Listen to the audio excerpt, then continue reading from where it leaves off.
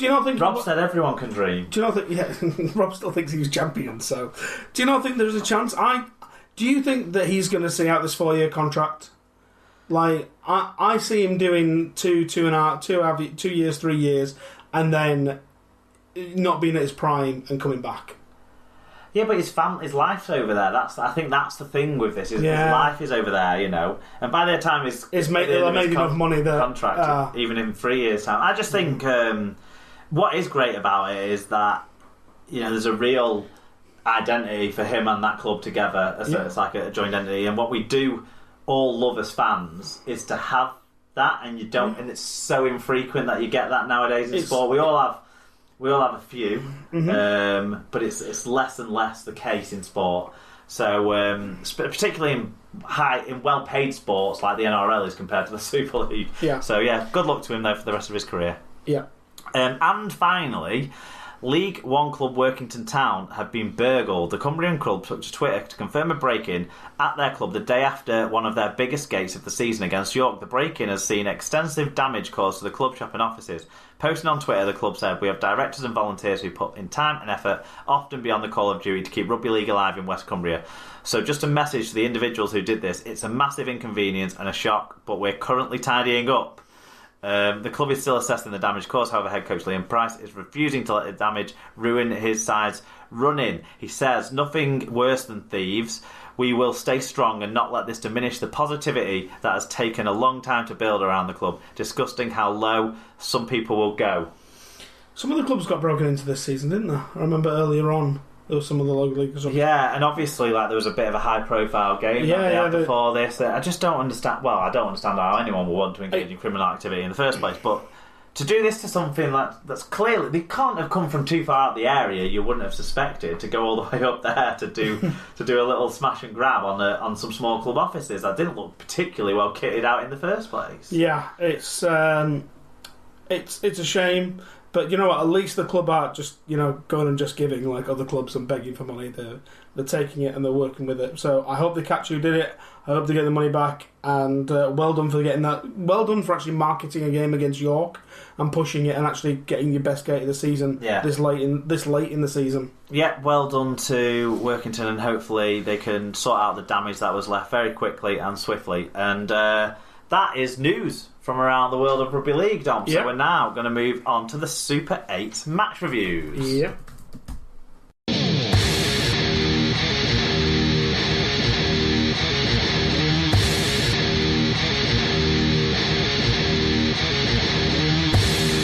Okay, Super 8 match reviews now, sponsored by Rob's Toy Shop on eBay. For a wide range of toys, gifts, rugby league birthday cards. I mean, rugby league's only got one birthday a year, so they don't have too many. And more of Rob's Toy Shop on eBay. Visit stores.ebay.co.uk/Rob's Toy Shop. And on any orders over £5, you earn 5% cash back, and 1% of your order value goes into Mark's pocket. But put SLP discount at the checkout. And if you want to give your 5% to SLP too, you can by messaging Rob's Toy Shop when you make an order. The latest edition on eBay is Christmas 12-piece foam stamp set, $12.99, including postage. Why would you not? It also includes 2 ink pads. I've heard that the Hessian Santa sacks are going well at the moment, so if you want to get them before they run out, get in touch with Rob's Toy Shop on eBay. I've also heard that the Rugby League birthday cards aren't for what we would have thought it was, which is the birthday of Rugby League every year. No, it's like teams. Oh, and you can give them to kids, yeah. Oh, because the Nadians did a bulk purchase. And pretty much the first question Rob asked was, Did fit sister-in-law Joe get one? Anyway, on to the Super League. What was the first game of the round? Well, the average attendance first okay. was 9,254, which sounds pretty decent, but the first game of the round featured the first attendance under 10,000 for a season-ticketed game at home for Wigan since 2005, which was also against Wakefield. It was 9,559 on Thursday night. Ben Thaler was the... Was he? I've written it down, he was, but I don't remember him being. Yeah, he was. Ben Thaler was the referee. It finished Wigan 25, Wakefield 10. It was 11-6 to the Warriors at half-time, and a few people got in touch. Wakey White says, really enjoyable game this one, with plenty of great defence, expansive play on show. Wakey put in bags of effort to keep in touching distance, but were ultimately too sloppy on both sides of the ball to avoid defeat. Pretty frustrating, but we had a good dig, and Tommy J lit up the JJB on a few occasions. David Bailey at Wig4Ner said, the easiest way to sum up this game is after the Lord Mayor's show. Backing up after such an energetic performance against St Helens, add into that the tragic news of Dan Sargent's brother Adam's passing away, and finally the Warriors played the vast majority of the game without Ben Flower and Sean O'Loughlin, and it's obvious why the game was so disjointed. Hamlin, Greenwood and Escaré stood out in a vital win for Wigan. Stu says, was a hard slog performance tonight at home against a stubborn outfit in the Wildcats' top performers. Tonight for us was Gabe Hamlin and Joe Greenwood. Hopefully the club will come out soon with an announcement about Jackson Hastings. He could be a winger number 7. The announcement came out, but not the one you want. End of the day, scrappy match, but a win's a win. Every win is closer to that second place. What about Jackson Hastings? And he's banned. Oh, well, that's nothing to do with Wigan. Yeah. So it doesn't matter. If we sign it for next year... But you do like banned players, so... We get rid of them, what are you on about? More recently than the one we signed, anyway. Actually, Zach Hardacre starts training today. Yes, yeah, which is interesting. Stu, I think if Stu is the right person, I think it is. I got to meet Stu on... Oh, very good. On Friday night, Thursday night, so it was nice to say hello to Stu. White Pie said, a classic case of after the Lord... Man of show. Different one, but same thing. Classic case of after the Lord Mayor's show following the Saints game. We looked tense and timing was off. Players were obviously emotional over Sarge's brother, and it showed. Game had no flow or rhythm and would have been terrible for the neutral. Sky Man of the match continues to baffle us. The best 2 players on the night, Greenwood and Hamlin, weren't even on the list. All in all, a stuttering and clunky Wigan win, but I'll take it. David Robson says, hands in the face, defender levering themselves up. Levering tackle play, non-playing of the ball. All teams, this has to stop. Otherwise, we'll never catch up to NRL standards and speed. Time for 2 referees. Well, David, if we had enough referees, we've hardly got enough for 1 per game. But I agree. If we had enough referees, maybe if we stopped abusing them and moaning at them on Twitter, maybe more would want to play the game. Yeah, that's a good shout. I mean, I'm not sure why David's picked out this particular game, but thanks for getting in touch, David, because you're a name that's new on me. So thanks for getting in touch. I agree, if we could get 2 referees, it would be absolutely fantastic. We're a long way from that at the moment, which is really sad. All the things that he's mentioned do niggle me too. Agree. Yeah, I can't remember if it was particularly bad in this game. Both teams had a penalty for playing the ball into a player who was lying behind the back of the ruck. I'm not too keen on that call at the moment because it seems to be given a lot. And I think the attacking teams are now playing for it. I mean, I saw one the other week where the player played the ball diagonally to make sure they did it. We talked about the one in the Catalan-Wigan game where the Catalan forward followed Romain Navarrete as he rolled away from the ruck to chase him, to play it onto him. So that is a problem. There's things that need to get sorted out around that. It's a very difficult job for the referees. They've got to manage all the aspects of it. But yeah, I agree with everything he's pointed out. In terms of this game itself, yeah, I was surprised when I read Wakey White's review because Tom Johnson did a fantastic try when he picked off the ball and raced away, but Wigan were not really great in this game. There was no real spark from any of the halfbacks on show on a consistent basis at all from both sides. It wasn't that intense. It really was lower down on the scales compared to the week before for Wigan, and I left this game not feeling disappointed because we won, but not feeling ecstatic or happy because we won at all. Not like the week before. I was in a meeting at work on Friday and it came up and they were like, but you should be happy, you won quite convincingly, didn't you? And I was like, well, it was, but last week was so good and this week was not. It was basically where I got to with that. Did you see any of this? Was there anything? I saw a bit of it, but there was a lot of.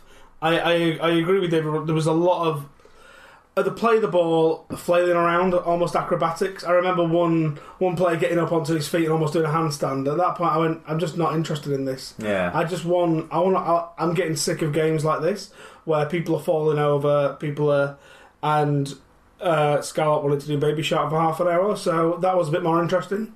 Fair enough. Well, there was the two sin binings, obviously, that both went against the Trinity side. The first one was on Matty Ashurst, and this was one of the ones that we've seen all year long, where basically a crusher tackle of sorts. What was interesting about this one is, although Gabe Hanlon was clearly in pain and struggling, he was in the process of getting up to play the ball, and it was only because Jacob Miller pulled the referee's attention to it that the play was stopped, that the replay was watched, that the sin bin was handed out, because otherwise I'm pretty certain Gabe Hanlon would have just played the ball at that stage. Then, although we've seen them all year and it's been consistent, so I've got no huge issue. There was one. I mean, Joe Greenwood's been given a one-match ban for a dangerous contact, but I'm not seeing exactly what incident it was and not had a chance to watch it back to see my views on that. But there was one, I think, on Bill Tupu later on in the game, similar-ish circumstances to this one, apart from no one told the ref to stop the game, so no replay was seen. So I was surprised that didn't get more questions. The second one on Scott Griggs, obviously, that was pretty horrific. He just basically rammed Joe Greenwood's head and neck into the floor. You can see why that one was given two. I just want to interrupt for the listeners that aren't doing this.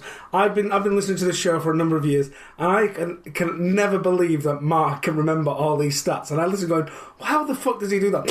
Now the magic is broken, because I can see that he's reading this off of his tablet. So if you're ever listening going, well, I didn't get that, Mark is reading this. So that just makes us all feel a little bit better. You're probably not going to like that I said that. I don't mind at all.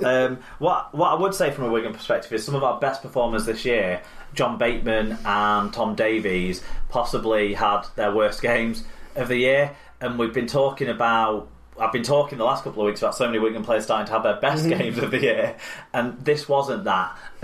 So I'm guessing it's possibly a lull after the week before. Yeah. Huge credit to Dan Sargentson, coming out and playing in that game. I was convinced that he would have come off later on in the game because the amount of emotional fatigue he will have suffered during the last week. So, my thoughts definitely go out to him hugely. Mad respect. I mean, like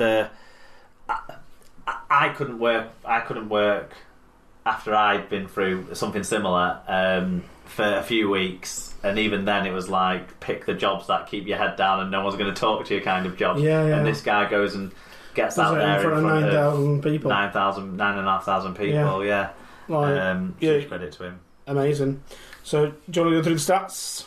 Well, I did just want to touch, on the two really classy tries we saw in the game, because Oliver Gildart is not a winger, and the finish he managed to put in for that first try is as good as most wingers around the league are managing. So, absolutely fantastic finish on that try from him. At that stage, a minute or two into the game, I was excited, thinking we were on for a bit of a thriller at that stage, but the skill level didn't remain quite so high, quite so long. But Tom Johnson, the pace he showed, and he still looked like a slight amount in reserve compared to Tom Davies, who was straining his absolute to get anywhere near, and got nowhere near. Was he the one that did it across the field, and the Wigan bloke was chasing him and couldn't catch up? Yeah, that was pretty good. Again, that's how I look at it. I couldn't tell you who it was, but that was one of the most exciting bits. Well, it depends on what era of listening to Sky Sports you were listening to. If you were listening to them before 3 weeks ago, it would have been Tom Johnson. Now it's Tom Johnstone, whereas I'd always thought it was Johnston, somewhere between the two.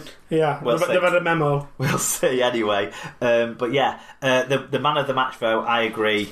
It was a bit baffling. But it went to Tyler Randall. Now we'll get to him in the stats, and possibly that's why. I think sometimes in shitty games, the legend, in inverted commas, will, and I did the inverted commas just for your benefit, Dom, not everyone else's. He did actually do the inverted commas. But the legend will possibly turn around and say, look, I can't pick anyone out of this who's had good stats, because that seems to be the way it goes sometimes. Because Joe Greenwood was very good, Gabe Hamlin was very good, Romain Navarrete was very good for Wigan. For Wakefield, I can't say that anyone particularly stood out, but I wasn't watching them as much. and they did lose. Okay, yeah. So, on the theme of the stats, Wigan won and scored 4 tries to 2, despite only being credited with 1 clean break in the game, making 15 errors, 2 more than Wakefield, having the worst team tackle success on the night. One stat that went against Trim was penalties, with ill discipline leading to a 12-4 penalty